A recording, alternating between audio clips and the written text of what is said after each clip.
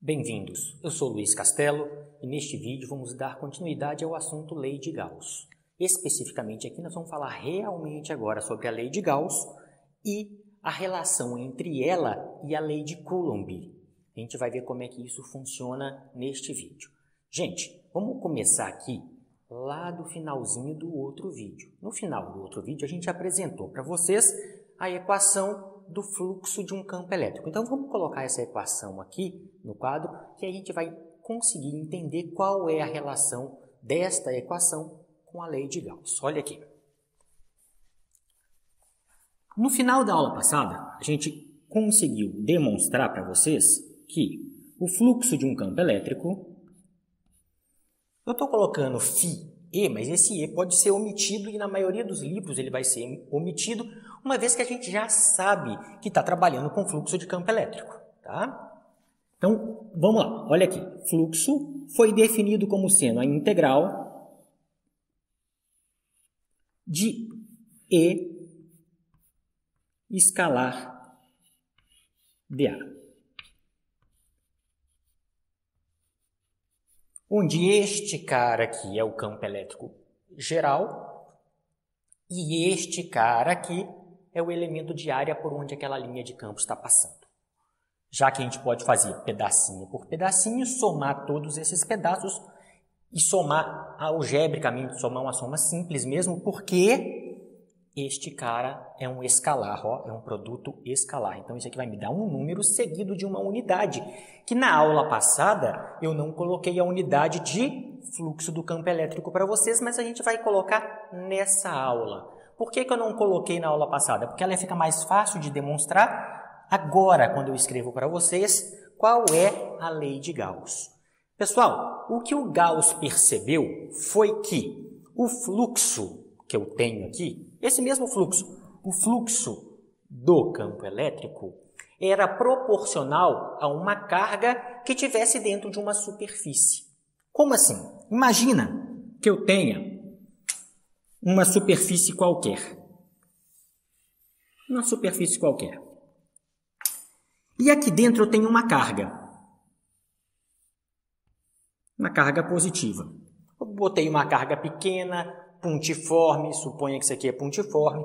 E para a carga pontiforme a gente já sabe que o fluxo, que as linhas de campo, elas são radial e para longe da carga, apontando para longe da carga. É lógico que eu vou ter infinitas dessas linhas de campo partindo desta carga pontiforme.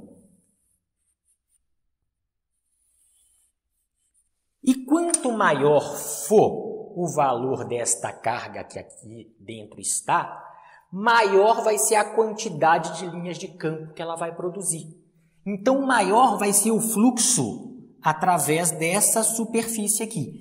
Essa superfície ganha o nome de superfície gaussiana. SG, superfície gaussiana. A quantidade de linhas, de novo, a quantidade de linhas que tem aqui, a densidade de linhas é proporcional ao valor da carga. Quanto maior for a carga, mais juntinha vai ser essas linhas, porque em maior quantidade elas estarão ali presentes. Então, o que o Gauss percebeu? O Gauss percebeu que o fluxo através dessa superfície gaussiana aqui, ó, o fluxo através dessa superfície gaussiana, por isso que eu coloquei um embaixo do outro, era proporcional ao valor desta carga dentro, tem que estar dentro da superfície gaussiana, que a gente fala que é a carga envolvida, envolvida. Por quem? Pela superfície gaussiana. Carga de fora não serve para nada, ela tem que estar dentro da superfície gaussiana. Pessoal, para poder sumir com esse sinal de proporcionalidade, falo isso para vocês desde as aulas de Física 1, para assumir com esse sinal de proporcionalidade e fazer ele virar uma igualdade, eu tenho que ter uma constante. E Gauss percebeu que essa constante era a constante de permissividade do meio. Então, ele percebeu que o fluxo do campo elétrico através de uma superfície gaussiana era dado pelo valor da carga envolvida dividido por aquele epsilon zero, pela constante de permissividade. Isso aqui foi o que o Gauss fez. Ele teve essa percepção, ele conseguiu provar que isso acontecia. Se eu colocasse uma carga dentro de uma superfície, o fluxo através dessa superfície era apenas dividir o valor da carga envolvida pela superfície pelo epsilon zero e dava o fluxo. Só que repara aqui agora, se aquilo ali é fluxo e isso aqui é fluxo, os dois são fluxo, é porque isso tudo, tá? Não é só o epsilon zero, é igual a isso. Afinal, os dois são fluxo.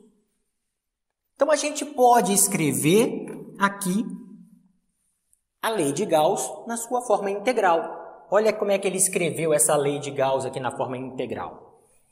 Ele sabe que aquele fluxo do lado de cá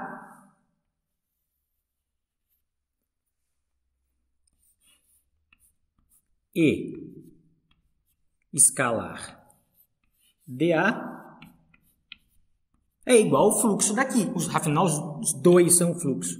É igual à carga envolvida pela superfície gaussiana dividido pela permissividade do meio. Olha uma coisa muito importante. Olha o que a gente está fazendo aqui. Essa aqui é a lei de Gauss, tá? Mas vamos ver uma coisa extremamente importante aqui para que a gente não caia em nenhuma armadilha no futuro. Qual que é a coisa muito importante aqui? Esta constante é a constante de permissividade no vácuo. Logo, esta equação a gente utiliza apenas para determinar campos elétricos de cargas que estejam envolvidas por uma superfície gaussiana e tudo isso esteja localizado no vácuo. Isso aqui pode ser muito aproximado, aproximadamente, ar também. 100% de certeza para o vácuo, uma excelente aproximação para o ar, muito boa mesmo essa aproximação, mas não serve para outros materiais. Se essa carga estiver no óleo, não serve. Se essa carga estiver dentro de um recipiente que tenha qualquer outro material, areia, não serve. Então ela só serve para vácuo e ar, essa equação. Por enquanto. Depois a gente vai adaptar essa equação à medida que a gente for avançando na disciplina e vai ver que ela pode ser válida para qualquer meio. Não tem grande dificuldade quanto a isso, colocar ela para outro meio, mas como a gente vai estar trabalhando por enquanto só no vácuo ou no ar, essa equação atende a gente muito bem. Então essa equação aqui, essa que está nesse quadradão amarelo, vácuo, não usem ela para outro meio. No começo agora, repito, o Halliday nem eu vai perguntar para outro meio. Quando for perguntar para outro meio, a gente vai fazer o ajuste necessário nesta equação aqui. Então, gente, essa aqui é a lei de Gauss.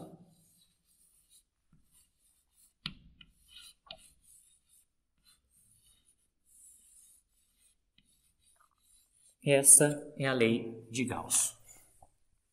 Então, só faltou para a gente falar qual é a unidade de medida deste fluxo do campo elétrico. Pessoal, a unidade de medida deste fluxo aqui, eu vou colocar entre colchetes, a unidade de medida desse cara aqui vai ser Newton metro quadrado por Coulomb. Newton vezes metro quadrado por Coulomb. Já fazendo isso aqui de cabeça direto, sem provar para vocês. Se a gente quer provar isso aqui, eu tenho que lembrar que a unidade deste cara é Coulomb e eu tenho que lembrar a unidade do epsilon zero. Como é que a gente faz isso? Agora fazendo a prova aqui, Vamos fazer aqui. Olha, isso dá nessa unidade e a prova que eu vou escrever aqui acaba nessa unidade também. Por isso que eu coloquei as setinhas mostrando para cá. Essa é a unidade de fluxo do campo elétrico. Então, olha aqui. A unidade de medir carga a gente já sabe. Coulomb. Está aqui. Eu vou fazer assim. Coulomb sobre 1. Mesma coisa que Coulomb. E a unidade da constante de permissividade do meio aqui, ó, a unidade deste cara aqui é Coulomb quadrado, Newton, metro quadrado. Então, ó, isso aqui é uma divisão de fração. Coulomb sobre 1 mantém a de cima, multiplica pela de baixo invertida. Newton, metro quadrado, por Coulomb ao quadrado. Ó, posso cortar?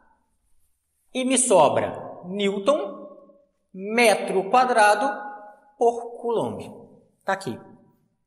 Então, o que a gente fez até agora? A gente deduziu a lei de Gauss a partir de quê? De duas observações da aula de ontem, que eu chego na conclusão de que o fluxo do campo elétrico é dado pela integral de E escalar dA, e pela observação de Coulomb, que ele viu que se eu envolvesse uma carga por uma superfície e dividisse isso, o valor dessa carga, pelo ε0, eu tinha o fluxo do campo elétrico saindo pelaquela superfície, passando por aquela superfície. Como os dois eram fluxo, ele resolveu juntar e descobriu a lei de Gauss na forma integral. A fórmula diferencial a gente vai ver, se for ver, lá no finalzinho do livro com vocês, tá? Gente, essa é a lei de Gauss. Agora que a gente sabe quem é a lei de Gauss, vamos aqui agora só olhar qual que é essa relação de fluxo através de uma superfície gaussiana, através de um esquema qualquer aqui no quadro, um desenhozinho qualquer aqui no quadro. Vamos tentar entender quais foram as definições que foram colocadas para a gente operar essa lei de Gauss. A primeira delas a gente já sabe, que este lado aqui só diz respeito àquela carga elétrica que está envolvida pela superfície gaussiana. Que carga elétrica é essa? Qual é essa carga elétrica? É uma pergunta que vocês têm sempre que se fazer. Se tiver 10 cargas elétricas lá, se tiver 50, se tiver 1000 cargas elétricas envolvidas pela superfície gaussiana, o que vale para mim é a carga líquida. Eu somo aquelas cargas elétricas com sinal de mais, com sinal de menos, vejo, depois que eu somei, quanto ficou de carga líquida ali. Então, a superfície gaussiana vai envolver uma quantidade qualquer de carga, só que eu considero apenas a carga líquida ali. Isso do lado direito da equação. E do lado esquerdo da equação, que campo elétrico é esse? O campo elétrico total. Todo o campo elétrico que está dentro e fora da superfície gaussiana é levado em consideração. Esse aqui é o campo elétrico total. Mas não é incoerente se eu só tenho a carga líquida e aqui eu tenho quem está dentro e quem está fora da superfície gaussiana? Não, não é incoerente. Por quê? Porque a gente vai ver isso aqui agora nessa figurinha que a gente vai desenhar aqui agora. Imagina o seguinte, eu tenho uma grande superfície aqui, ó, uma superfície enorme. Dentro dessa superfície enorme, nós vamos desenhar outras 3 superfícies. Vamos desenhar esta. Vamos desenhar essa. O formato para mim aqui, gente, é aleatório. Eu sei, eu falei para vocês no outro vídeo que a lei de Gauss tem que ser superfícies extremamente simétricas. Isso aqui é uma coisa genérica, a gente não está preocupado em fazer coisas extremamente simétricas, porque eu só quero entender isso aqui, a carga envolvida. Eu só quero entender isso, o campo elétrico total. Por que aqui é só envolvido e aqui é o total? Eu quero entender essa relação de fluxo e suas pequenas definições aqui antes de partir para a próxima parte desse vídeo. Eu tenho também essa superfície aqui. Dentro daquela superfície lá de cima, alaranjada, nós vamos colocar uma carga positiva.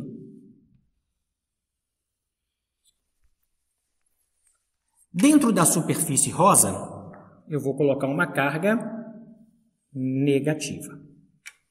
E dentro das outras 2 superfícies, eu não vou colocar nada. Vamos ver o que acontece. A gente já sabe que, pela definição, saem campo elétrico, linhas de campo elétrico, da região que tem cargas positivas. Então, desta região vai começar a sair linhas de campo.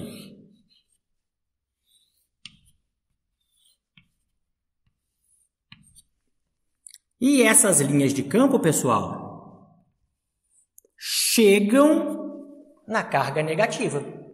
Todas essas linhas de campo que saíram daqui, elas vão chegar na carga negativa.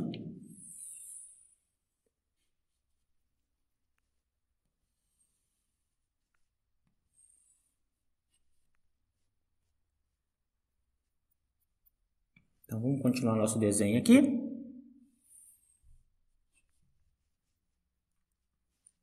E essas daqui de cima chegam aqui embaixo, tá? Elas vão fazer uma curva aqui por fora dessa superfície branca e vão chegar aqui embaixo. Entrando até lá na carga negativa. Vamos reparar o que está acontecendo aqui. A gente sabe que essa foi uma definição. Linhas de campo saem da positiva e chegam na negativa. Então, a primeira coisa que eu percebo é, isso aqui é importante, o sinal. Porque é o sinal que vai me definir se o fluxo é para dentro da superfície gaussiana ou para fora da superfície gaussiana. No caso dos positivos, o fluxo é para fora da superfície gaussiana. No caso das negativas, o fluxo é para dentro da superfície gaussiana. Então, se eu tiver linhas de campo entrando numa superfície, é porque ali tem carga negativa. Se eu tiver linhas de campo saindo da superfície, é porque ali tem uma carga positiva. Vamos seguindo aqui o raciocínio. Vamos dar nome aqui para essas superfícies para a gente poder trabalhar com cada uma delas. Vou chamar essa laranjada aqui, ó, a laranjada de S1. A rosinha do sinal negativo ali, vou chamar de S2. Essa amarela aqui eu vou chamar de superfície S3 e essa não tem carga, tá bom? E a branca do lado de fora, superfície 4. São 4 superfícies gaussianas. Vamos tentar entender o que está acontecendo com cada uma dessas superfícies gaussianas. Olha aqui o que está acontecendo com elas, hein? S1. Na S1, as linhas de campo estão saindo dela, significa que o fluxo é positivo. Então, toda vez que eu estiver saindo de uma superfície, eu sei que o fluxo é positivo. S2. As linhas de campo estão chegando na superfície, significa que o fluxo é negativo. É dado pelo sinal da carga, gente. É muito fácil. Então, toda vez que linha chegou dentro de uma superfície gaussiana, está entrando na superfície gaussiana, fluxo negativo. Na superfície S3, o que está acontecendo? Na superfície S3 é muito simples. Repara aqui, não tem carga aqui. Então, todas as linhas que entraram na superfície S3, é muito mais do que isso, mas no nosso desenho aqui entrou 3, por exemplo, saíram aqui. Ela entra pela parte de cima e sai pela parte de baixo aqui. Então, o que entrou na superfície é igual ao que saiu da superfície. Logo, quanto que foi o fluxo através dessa superfície? 0. Tudo que entra, sai. Entra 10, sai 10. Entra 1000, sai 1000. 0. Então, se eu não tenho carga envolvida, o fluxo é 0. E pela superfície S4? Pela superfície S4, repara que ela está englobando uma carga positiva e uma carga negativa. Se elas têm o mesmo sinal, a carga líquida envolvida pela superfície S4 é 0. Eu somo isso com isso, dá 0. Mais 1 com menos 1, 0. Então, funciona exatamente como se fosse a superfície S3. Tudo que sai pela parte de cima da superfície S4, 1, 2, 3, 4, 5 setinhas, estão saindo da S4, essa aqui está saindo aqui, não está bem mal desenhada, mas está saindo, elas entram pelo lado de baixo da superfície S4, 1, 2, 3, 4, 5. Tudo bem? Então, também o fluxo é zero, assim como na S3. Então, o fluxo pode ser zero de duas formas. Eu posso realmente não ter carga, quando eu estou tratando uma superfície gaussiana, ela não envolve carga nenhuma, ou eu posso ter uma superfície gaussiana que envolve uma carga total, uma carga líquida, quando eu somo todas as cargas que estão ali dentro, e dá zero. Então, o fluxo também é zero. Lembrando só mais uma vez, saiu da superfície gaussiana é porque tem uma carga positiva, o fluxo é positivo. Chegou dentro da superfície gaussiana é porque ali dentro tem uma carga negativa, o fluxo é negativo. Então agora, pessoal, a gente vai fazer aqui deduzir, definir, tá? Chegar na conclusão de qual é a relação entre a lei de Gauss e a lei de Coulomb. Para isso aqui eu vou apagar o quadro e a gente vai fazer a relação entre a lei de Gauss e lei de Coulomb. Pessoal, a gente apagou o quadro aqui e vamos ver agora como é que se relaciona a lei de Gauss com a lei de Coulomb. Ah, não lembro a lei de Coulomb, dá uma olhadinha lá nos primeiros vídeos, mas no finalzinho a gente vai mostrar qual que é a lei de Coulomb aqui, vocês vão lembrar naturalmente da lei de Coulomb, obviamente. O certo seria, já estou lembrando aqui da lei de Coulomb. Mas, vamos lá, vamos seguir aqui o nosso processo.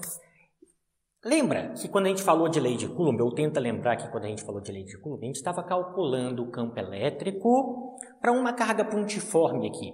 Eu quero saber qual é o campo elétrico a uma certa distância de uma carga pontiforme. É a mesma coisa que eu vou fazer, só que com a lei de Gauss. E a gente vai mostrar que vai chegar na mesma equação. Usando Gauss, eu chego na mesma equação que eu tinha na lei de Coulomb.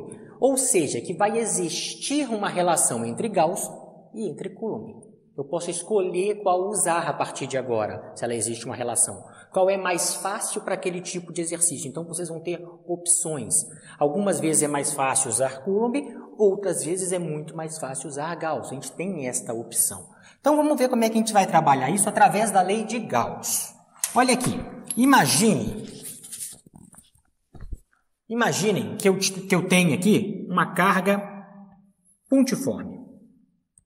Uma carga positiva, vamos colocar. Podia ser qualquer carga, positiva ou negativa. Eu estou escolhendo uma positiva. E eu vou escolher, lembra que eu falei para vocês que eu tenho que trabalhar com Gauss, com algo que é extremamente simétrico em relação à minha distribuição de carga. Uma coisa que é fácil, tem uma simetria óbvia em volta daquela distribuição de carga. Então, vamos lembrar aqui. Uma carga é pontiforme, é um pontinho aqui. E eu sei que as linhas de campo de uma carga pontiforme são radiais. Elas saem na direção do raio da carga. Ó, elas têm linhas de campo radial. São várias e várias, obviamente. Eu vou desenhar aqui algumas, mas todas no sentido do raio desse microcírculo aqui, porque ela é um pontiforme. É um pontinho muito pequeno. Gente, se ela é uma carga pontiforme e tem uma distribuição radial das suas linhas de campo, qual é a simetria, qual é a superfície que eu consigo envolver toda essa carga que é mais simétrica possível a essas linhas de campos radiais? Gente, é óbvio. Se eu tenho raios, a superfície mais simétrica possível para envolver esta carga é uma esfera. Então eu pego aqui e desenho, lógico que eu não vou conseguir desenhar, eu desenho uma esfera, raio que você quiser, tamanho que você quiser, desde que envolva essa carga. Isso aqui é uma esfera, tá bom? Isso aqui é 3 dimensões, suponha que isso aqui, esse amarelo seja algo em 3 dimensões, de raio, vamos botar aqui, raio R. Tá aqui. Então, este R aqui, senhores, é o raio da minha superfície gaussiana. Tá aqui. O que fala para mim a lei de Gauss? Vamos anotar ela do lado de cá para tentar ver o que está acontecendo aqui agora, hein? A lei de Gauss fala que a integral de E escalar dA, os dois são vetores, obviamente, E escalar dA, é igual a carga envolvida pelaquela superfície dividido por ε0. Está aqui. Pessoal, vamos ver o que está acontecendo aqui em relação a estas duas coisas, ao campo e ao elemento de área. O elemento de área que eu escolher, qualquer um que eu escolher, tem que ser perpendicular à superfície gaussiana. Então, eu vou escolher aqui, ó, um elemento de área. Essa setinha verde é o meu dA. Só que olha aqui, se esse dA está apontando para cá e aqui também está apontando o campo elétrico, o E, o que eu tenho aqui nesta figura que eu vou escrever do lado de lá? Vou escrever a partir daquela figura, ó, mas o campo elétrico, para essa simetria que eu escolhi, o campo elétrico é paralelo ao elemento de área. É paralelo ao dA. Se ele é paralelo ao dA, vamos abrir esse produto aqui.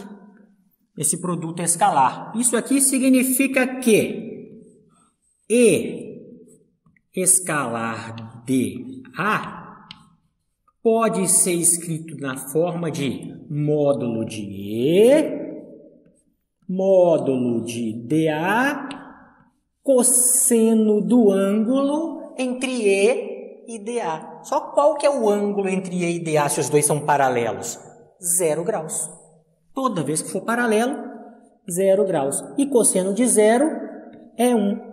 Então, eu vou substituir E escalar dA por E vezes dA sem vetorzinho agora. Então, ó, a lei de Gauss fica escrita assim. Por quê? Porque eu sabia que era paralelo, já abri no formato do produto escalar, que tem o cosseno, só por isso. Tem que fazer isso com calma. Então, vai ficar E dA mesmo. Lembra que se não tivesse o cosseno, ia aparecer, não fosse de 0, ia aparecer um número aqui. Tem que trabalhar exatamente com o ângulo que está lá. Quando eu vou abrir isso aqui, abre isso com cuidado, gente. Isso aqui é igual a carga envolvida. A carga que está aqui dentro vamos chamar de carga Q sobre ε0. Vamos supor seja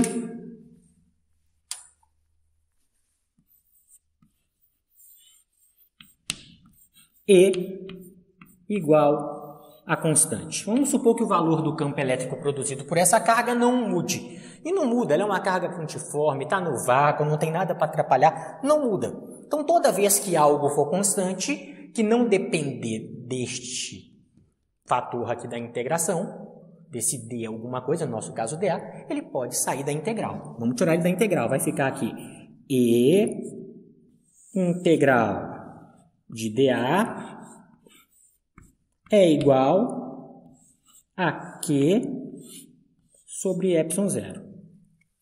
Lembra que essa era a carga envolvida e isso é a área de quem mesmo? Da superfície gaussiana. Ó, integral de dA a gente já sabe o que é. Integral de dA é A. Então vai ficar aqui E vezes A da superfície gaussiana. Vou até anotar aqui, ó, a área da superfície gaussiana é igual a Q sobre ε0. Vamos para o lado de lá.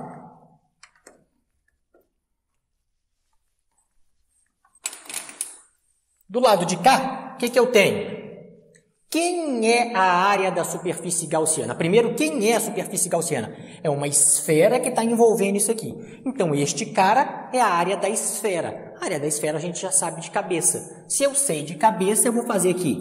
E é igual a vezes a área da superfície gaussiana, a área de uma esfera, 4πr ao quadrado. Assim que eu calculo a área da esfera, é igual a Q sobre ε0.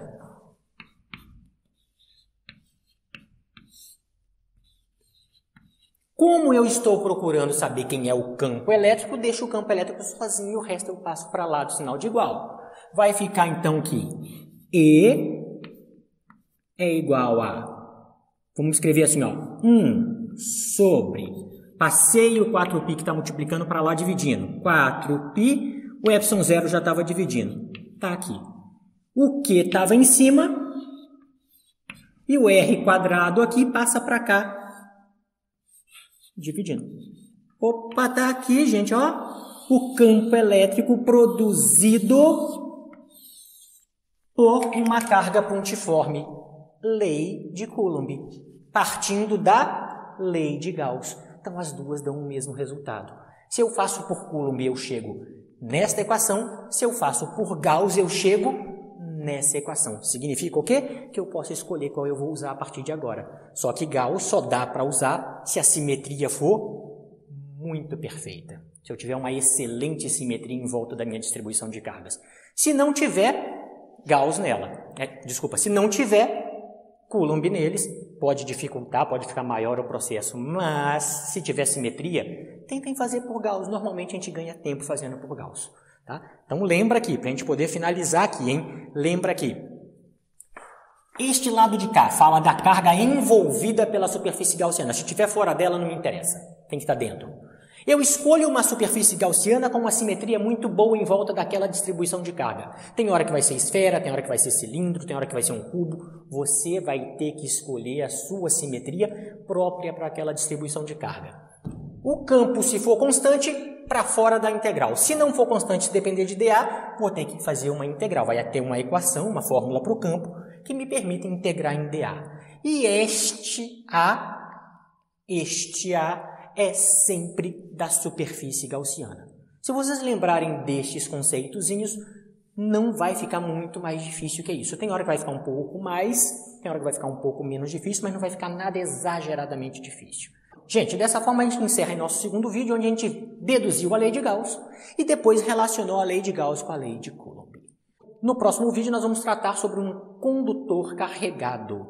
Então, este vai ser o nosso terceiro vídeo, condutor carregado.